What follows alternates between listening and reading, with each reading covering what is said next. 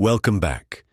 Today we're tackling a topic that's as complex as it is critical: regulatory enforcement at the Environmental Protection Agency.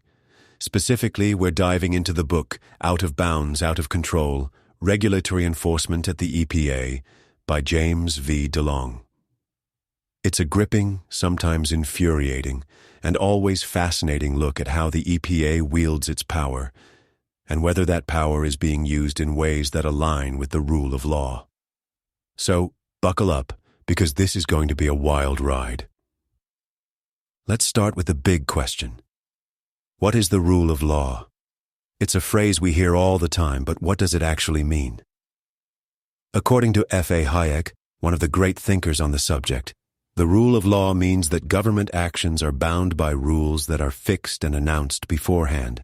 In other words, the government can't just make up the rules as it goes along. It has to play by the same rules it sets for everyone else. Sounds fair, right? Well, according to DeLong, the EPA's enforcement practices often don't meet this standard. In fact, he argues that the EPA frequently operates outside the rule of law, using its vast discretion to interpret and enforce regulations in ways that are arbitrary, retroactive, and sometimes downright hostile to the very people it's supposed to regulate. So how does the EPA get away with this? Well, it starts with the sheer complexity of environmental regulations.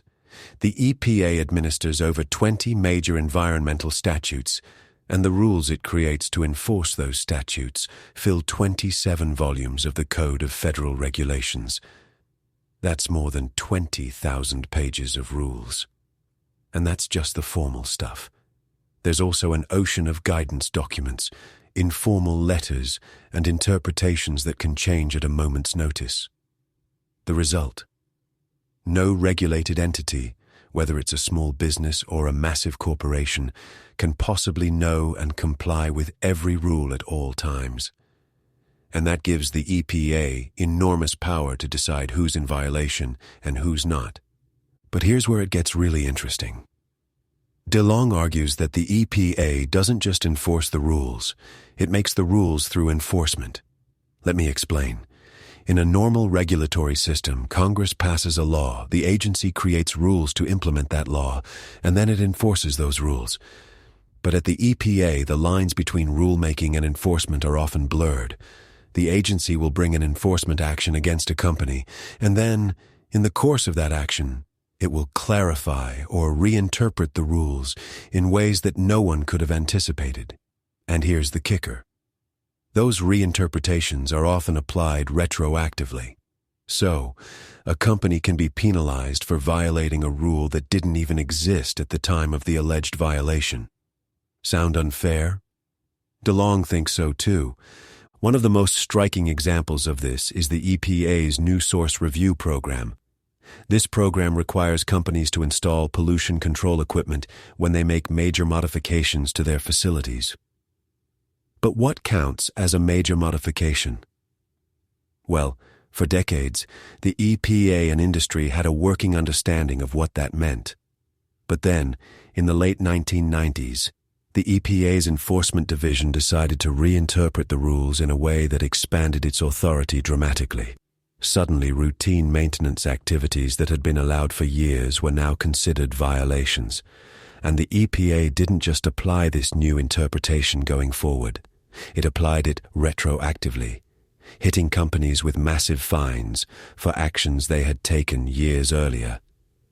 DeLong calls this rule-making through enforcement, and he argues that it undermines the rule of law by making it impossible for companies to know what's expected of them. So, what's the solution? DeLong argues that the EPA needs to be reined in. He suggests a number of reforms, including requiring the agency to provide fair notice of its rules, limiting its ability to make retroactive changes, and devolving more enforcement authority to the states. He also calls for a return to the non-delegation doctrine, which would require Congress to take more responsibility for setting the rules, rather than leaving it up to unelected bureaucrats. and he emphasizes the importance of defending the rule of law, not just for the sake of fairness, but because a system that respects the rule of law is more likely to achieve its environmental goals in the long run. But here's the thing. Reforming the EPA isn't just about changing the rules. It's about changing the culture. DeLong argues that the EPA has become too focused on enforcement for enforcement's sake, rather than on achieving real environmental improvements. He points out that compliance with environmental laws in the U.S. is actually quite high, and that most violations are minor paperwork errors or technical glitches, not major pollution events. Yet the EPA continues to act as if it's under siege, fighting a constant battle against recalcitrant industry. And that mindset, DeLong argues, leads to overreach, arbitrariness, and a disregard for the rule of law. So, what can we take away from all of this? First, the EPA's enforcement practices are a lot more complicated and a lot more problematic than most of us realize. Second, the rule of law isn't just some abstract legal principle. It's a vital safeguard against government overreach. And third, if we want to protect the environment, we need to make sure that the EPA's enforcement practices are fair, transparent, and consistent with the rule of law. Because at the end of the day, a system that respects the rule of law is a system that works for everyone, not just the regulators, but the regulated and the public they both serve. And that's it for today's episode of BrightLearn. If you found this discussion as fascinating as I did, I highly recommend picking up a copy of Out of Bounds, Out of Control. It's a deep dive into a topic that affects us all, and it's packed with insights that will make you think twice about how our government works, or in the EPA's case, doesn't. As always, thanks for tuning in, and don't forget to hit that subscribe button so you never miss an episode. Until next time, stay curious, stay informed, and keep learning. This is BrightLearn, signing off. This has been a BrightLearn video from brightlearn.ai on the book Out of Bounds, Out of Control, Regulatory Enforcement at the EPA by James V. DeLong. Visit brightlearn.ai for more fascinating videos like this one, and naturalnews.com for full editorial coverage and breaking news on critical stories that keep you informed and aware of what's really going on.